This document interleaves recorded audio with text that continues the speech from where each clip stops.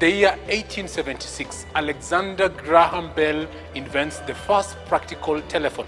Ever since, the world has never relented in coming up with machines that make work easier. But to make work efficient, productive, and flawless, we need soft technology. Today, we are at the Genius Business Systems, where we get to know the IT world and how the business is a profitable venture. My name is Siddique Harunany, and I'm the CEO and the founder of Mastric ERP. Genius Business Systems is a company that has been formed a couple of years ago, and Mastric ERP is our brand, basically. In 2008, the first version of the ERP was rolled out, but before it was actually termed as an ERP system. It was just a module for tracking inventory and parts, keeping track of inventory, basically what a company would purchase in terms of stocks, and if they issue that item for a given vehicle, what is the expense incurred on that vehicle.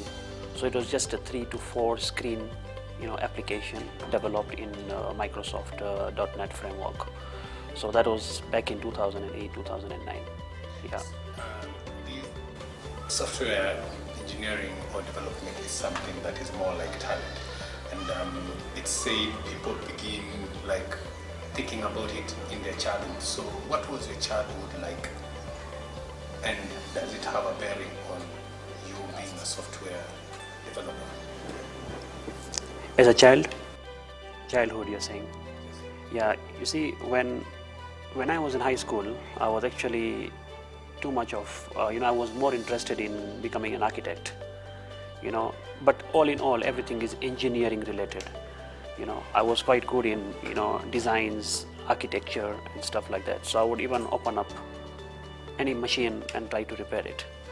I would open up a clock and see why is it not moving, what's the problem. So I was initially interested in anything to do with technical. Back in high school, I was really looking forward to becoming an architect.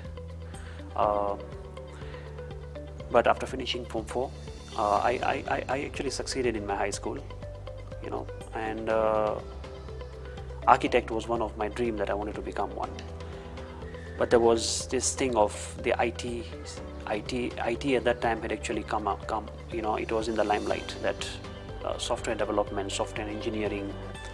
After completing my high school, it was a family decision that I have a brother, and that both the boys should go out of home to pursue a career in India. What that career would be was something that we decided later on.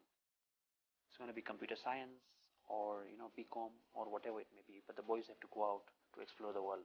So that is what the objective of the family was. It was just a dream come true for my dad, where he decided that let both my sons go and pursue a career in computer science. Now in computer science, there are two main streams. It's either engineering or just a BSc. It was decided that both of us will go for engineering. Engineering is actually the most advanced part of computer science. So that's what we decided as a family. So you're speaking about your family and speaking about your brother. You seem to be family oriented. Can you demystify the myth that people who are into software development, engineering, and all these jobs that need great minds are like introverted, or they are not into family and they don't have social life? You have a social life yourself. I'm very social.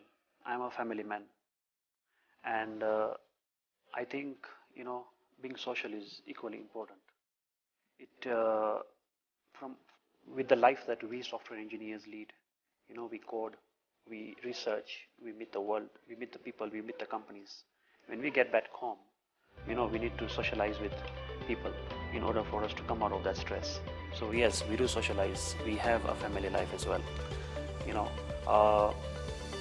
Personally speaking, I have a very supportive family, because they do understand that Siddique is very busy in his work life. Every other day he has to attend to customer calls. There is the business development aspect of it. There is a lot of research that we're So we have to really keep up with the times that are changing.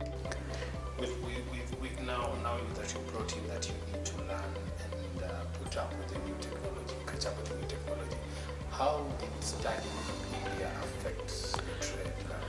You see, when I graduated from India, I underwent a hardcore engineering course where you actually learn about machine language, C programming, C++. You do a lot of intense engineering. But I was leaned towards the application development, the application side of it, not the system side of programming, the application side of it. But we were actually trained to do the system programming. That's what we were trained.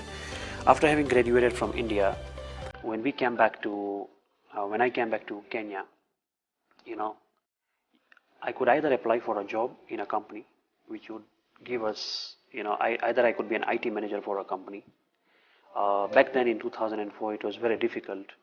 You had to get somewhere to start somewhere to get work experience. So the companies which were offering jobs, either you have to support an existing piece of software, or you have to be an IT manager for that company in case if you join a non-IT firm. But my preference was to join an IT company. Yes.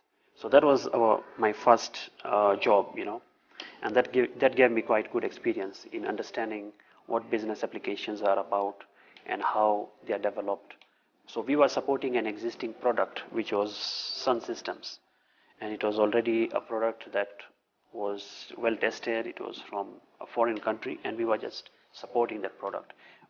I would say only 2 to 3% software development skills were required to support the client. Yeah. So coming into this business and starting it in Kenya, we understand Kenya is now picking up and venturing into the tech world. It's not like it will be in India or outside Kenya.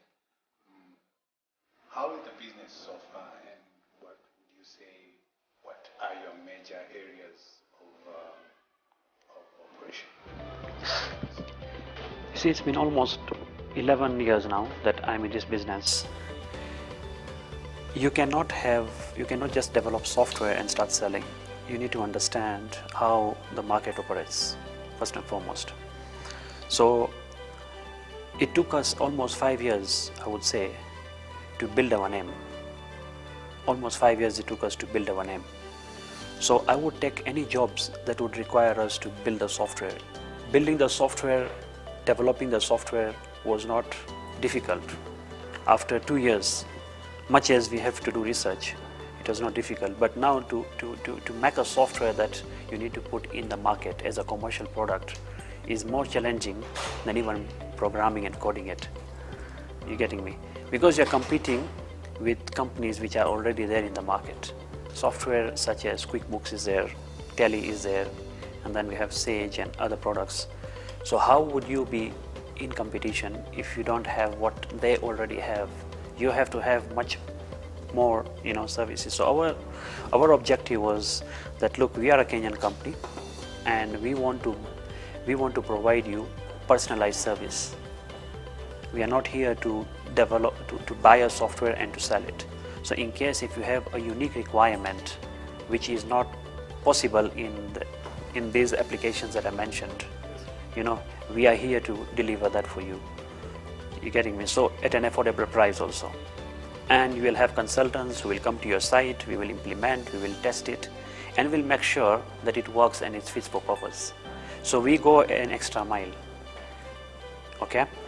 The other challenges that we are having is that about the pricing. We don't even know whether we are making the money or not making the money. Ours was just to make sure that we get the numbers, we get the clients.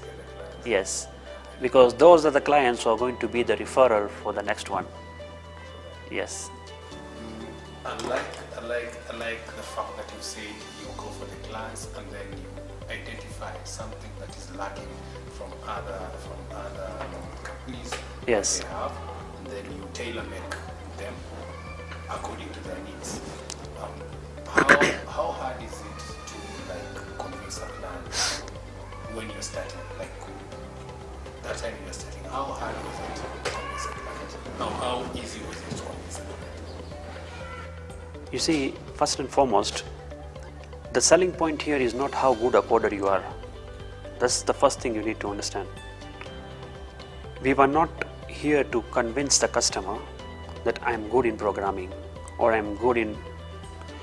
Whenever you go and pitch an idea to a client, you need to tell him that I have seen a problem in your business that I can sort it out for you.